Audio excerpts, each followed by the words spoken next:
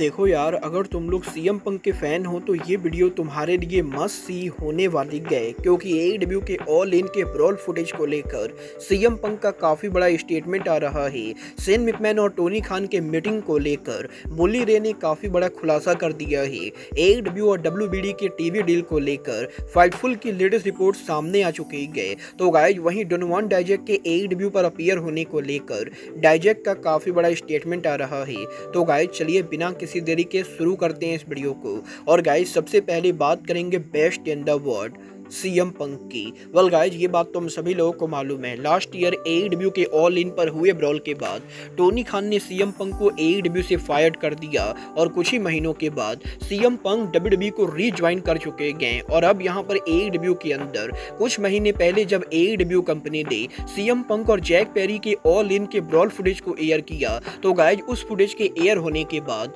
काफी सारे लोगों ने एईडब्ल्यू कंपनी को मॉक किया। बट फाइनली इस हफ्ते समर स्लैम से पहले सीएम पंक के लेटेस्ट इंटरव्यू के ऊपर सीएम पंक से एक बार फिर से एईडब्ल्यू के ऑल इन के ब्रॉल को लेकर बात की जाती है और सीएम पंक से ये पूछा जाता है कि उन्हें यहाँ पर क्या लगता है एईडब्ल्यू के ऑल इन के ब्रॉल फुटेज का एयर होना एईडब्ल्यू और सीएम पंक के करियर पर क्या इंपैक्ट डालेगा। जिसके जवाब में सीएम पंक ये बोलते गए कि वो यहाँ पर अब एईडब्ल्यू को लेकर किसी तरह की बातें करना नहीं चाहते गए, बट क्योंकि यहाँ पर इंटरव्यूअर ने सीएम पंक से पूछा ही गए तो सीएम पंक ये बोलना चाहेंगे कि उनके लिए यहाँ पर ऑल इन का फुटेज एयर होना कोई बहुत ही बड़ी बात नहीं थी, क्योंकि सीएम पंक को ये बढ़िया से मालूम था कि ऑल इन के बैक स्टेज पर पंक ने क्या किया है। बट गाइस डेफिनेटली पंक ये कहना चाहेंगे कि उस फुटेज को दोबारा देखना काफी अगली चीज थी और वो अभी ये रिग्रेट करते गए कि बैक स्टेज पर वो सारी चीजें हुई। बट गाइस सीएम पंक को नहीं लगता है कि एईडब्ल्यू के ऑल इन के उस ब्रॉल फुटेज के एयर होने से सीएम पंक को किसी तरह का कोई भी नुकसान हुआ है और ना तो उस फुटेज के एयर होने से एईडब्ल्यू कंपनी को कोई फायदा हुआ है। और जब यहाँ पर उस फुटेज के एयर होने से सीएम पंक या एईडब्ल्यू दोनों के ऊपर भी कोई भी फायदा या नुकसान नहीं हुआ है, तो गाइस सीएम पंक उस फुटेज को लेकर ज्यादा नहीं सोचते गए। और गाइस यहाँ पर सीएम पंक का ये मानना है कि एईडब्ल्यू के ऑल इन के फुटेज का एयर होना सीएम पंक या एईडब्ल्यू दोनों के ऊपर कोई भी इंपैक्ट नहीं डालता है। बट गाइस यही सीएम पंक के इसी इंटरव्यू के अंदर सीएम पंक इनडायरेक्टली एईडब्ल्यू और डब्ल्यूडब्ल्यूई पर उनके नंबर 1 ड्रॉ होने को लेकर बात करते गए, जहां पर सीएम पंक ये बोलते गए कि सीएम पंक दुनिया के वो पहले रेसलर थे जो एक टाइम के ऊपर दुनिया की 2 बड़ी कंपनीज के ऊपर नंबर 1 मर्चेंडाइज सेलर थे। और इवन यहाँ पर पंक के फायर्ड होने के काफी महीनों बाद तक एईडब्ल्यू कंपनी जब सीएम पंक के मर्चेंडाइज को सेल कर रही थी, उस समय सीएम पंक एईडब्ल्यू के नंबर 1 मर्चेंडाइज सेलर थे। और पंक के डब्ल्यूडब्ल्यूई पर रिटर्न होने के बाद एक टाइम के ऊपर ऐसा था जब सीएम पंक एईडब्ल्यू और डब्ल्यूडब्ल्यूई दोनों ही कंपनी के ऊपर नंबर 1 मर्चेंडाइज सेलर चल रहे थे। और इसीलिए सीएम पंक को नहीं लगता है कि एईडब्ल्यू कंपनी का फुटेज को एयर करना सीएम पंक के करियर के ऊपर कोई भी इंपैक्ट डालेगा। वेल डेफिनेटली यहाँ पर मैं सीएम पंक की इस बात से एग्री करता हूँ कि एईडब्ल्यू की ऑल इन के फुटेज एयर होने से सीएम पंक के करियर पर कोई भी इंपैक्ट नहीं पड़ा है। बट गाइस डेफिनेटली पंक की ये बात बिल्कुल ही गलत है कि एईडब्ल्यू के फुटेज के एयर होने से एईडब्ल्यू कंपनी के ऊपर कोई इंपैक्ट नहीं पड़ा, क्योंकि गाइस एईडब्ल्यू के ऑल इन के फुटेज के एयर होने के बाद एक टाइम पर जैक पेरी को शॉर्ट टाइम के लिए काफी ज्यादा पॉपुलैरिटी मिली थी और लिटरली शॉर्ट टाइम के लिए ही सही जैक पेरी भी कुछ टाइम के लिए ड्रॉ बने थे। और इसीलिए मुझे लगता है एईडब्ल्यू का फुटेज को एयर करना इनडायरेक्टली एईडब्ल्यू के टीएनटी चैंपियन जैक पेरी को काफी ज्यादा फायदा दे चुका है। बट गाइज चलिए फिलहाल आगे बढ़ते हैं और बात करते हैं डब्ल्यूडब्ल्यूई और टीएनए के पार्टनरशिप की। गाइज यहाँ पर ये बात तो हम सभी लोगों को मालूम है, डब्ल्यूडब्ल्यूई और टीएनए करंटली पार्टनरशिप में काम कर रहे गए, जहाँ पर वीकली बेसिस पर एनएक्सटी के ऊपर टीएनए रेसलिंग का कोई ना कोई रेसलर अपीयर होता है। और अब यहाँ पर इस पूरे पार्टनरशिप को लेकर डब्ल्यूडब्ल्यूई के hall of famer Booker T का काफी बड़ा स्टेटमेंट आ रहा है, जहाँ पर बुकर टी का ये कहना है कि डब्ल्यूडब्ल्यूई और टीएनए की पार्टनरशिप यहाँ पर एक बहुत ही लंबे गेम के बाद हो रही है, क्योंकि टीएनए रेसलिंग सालों तक अमेरिका के अंदर डब्ल्यूडब्ल्यूई के बाद नंबर 2 की रेसलिंग कंपनी थी। और डब्ल्यूसीडब्ल्यू के शटडाउन होने के बाद लिटरली 2008 से लेकर 2014 के बीच में टीएनए की रेटिंग और हर चीजों के अंदर टीएनए डब्ल्यूडब्ल्यूई को तगड़ा कंपटीशन दे रही थी। और एक टाइम के ऊपर टीएनए यहाँ पर डब्ल्यूडब्ल्यूई के लिए लेजिट कंपटीशन बनने वाली थी। और उस टाइम के ऊपर भी टीएनए रेसलिंग एक टाइम पर डब्ल्यूडब्ल्यूई से पार्टनरशिप पार्टनरशिप करना चाहती थी, बट उस टाइम पर WWE ने यहाँ पर पार्टनरशिप करने से मना कर दिया था, क्योंकि WWE को ये बढ़िया से मालूम था कि अगर यहाँ पर WWE उस टाइम पर TNA से पार्टनरशिप करती तो TNA रेसलिंग को यहाँ पर और भी ज़्यादा पब्लिसिटी मिलती और TNA WWE की लेजिट कंपटीशन बनती। और क्योंकि उस समय TNA एक बहुत ही बड़ी कंपनी थी, तो गाइज इसीलिए TNA को WWE कोई भी पब्लिसिटी देना नहीं चाहती थी। बट गाइज अब जबकि सालों बाद TNA कंपनी की हालत काफ़ी ख़राब है और पहले के मुकाबले TNA का काफ़ी ज़्यादा डाउनफॉल हो चुका है, तो इसीलिए अब यहाँ पर WWE का TNA से पार्टनरशिप करना WWE कंपनी के लिए किसी तरह का थ्रेट नहीं गए। और बुगाटी का ये कहना है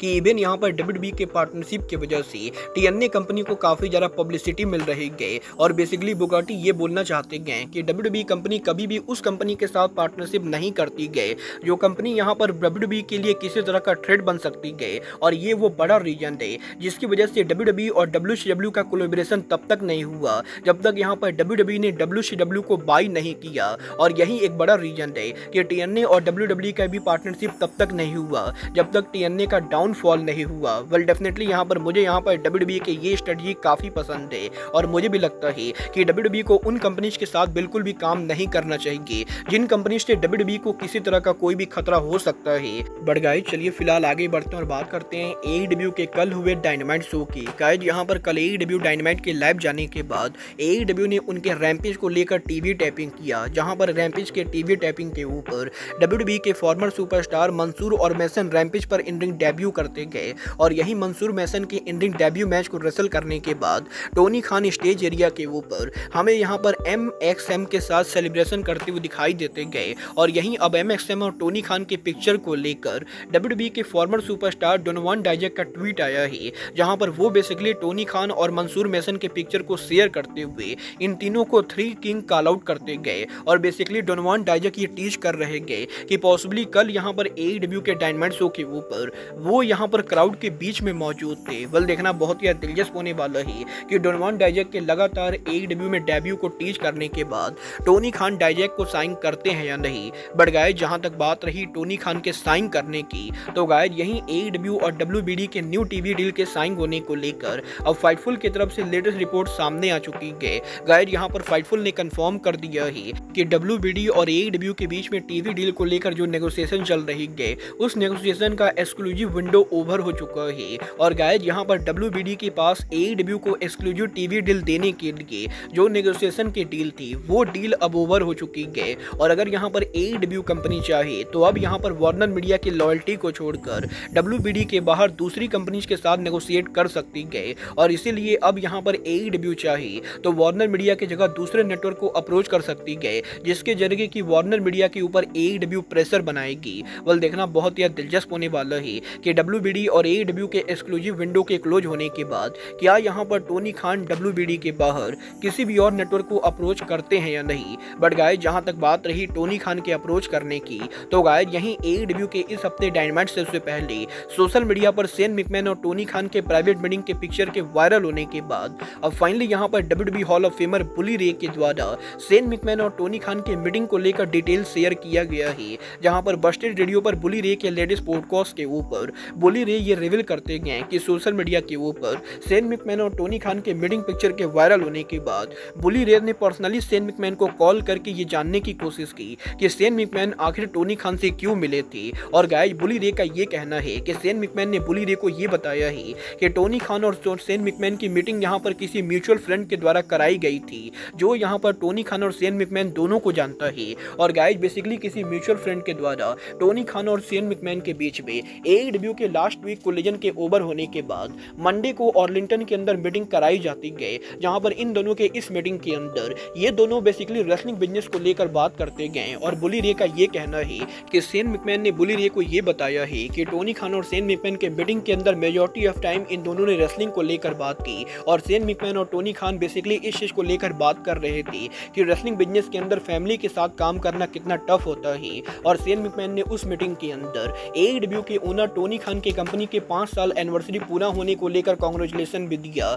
और शेन मैकमैन ने टोनी खान से ये कहा कि वो यहाँ पर डेफिनेटली ये देखने के लिए एक्साइटेड है कि AEW कंपनी अब आगे कैसे जाती है। और कुछ इस तरीके से बुली रे का ये कहना है कि शेन मैकमैन और टोनी खान के मीटिंग के अंदर इन दोनों ने नॉर्मली अभी यहाँ पर सिर्फ रेसलिंग को लेकर बातें की गई, but guys same time time पर बुली रे का ये भी कहना है कि जिस तरीके से शेन मैकमैन बुली रे को बातें बता रहे थे, उसे देखकर बुली रे को भी लगता है कि शेन मैकमैन 100% AEW को ज्वाइन करने वाले गए। वेल गाइस, डेफिनेटली यहाँ पर अगर शेन मैकमैन सच में AEW को ज्वाइन करने वाले गए तो वो यहाँ पर बुली रे या किसी को भी ये नहीं बताएंगे कि वो यहाँ पर AEW को ज्वाइन कर रहे गए। वेल गाइस, मुझे यहाँ पर इस चीज़ के हाई चांसेस लगते गए कि Shane McMahon possibly all in के ऊपर AEW की ऑन स्क्रीन पर डेब्यू करेंगे। वेल, देखना बहुत ही दिलचस्प होने वाला है कि टोनी खान का शेन मैकमैन को लाना AEW कंपनी के ऊपर नेगेटिव इंपैक्ट डालता है या पॉजिटिव इंपैक्ट डालता है। बट गाइज, अब आज के इस वीडियो में बस इतना ही। मैं मिलता हूँ आपसे अपने अगले वीडियो में। बट गाइज, तब तक के लिए good bye, good night and bang.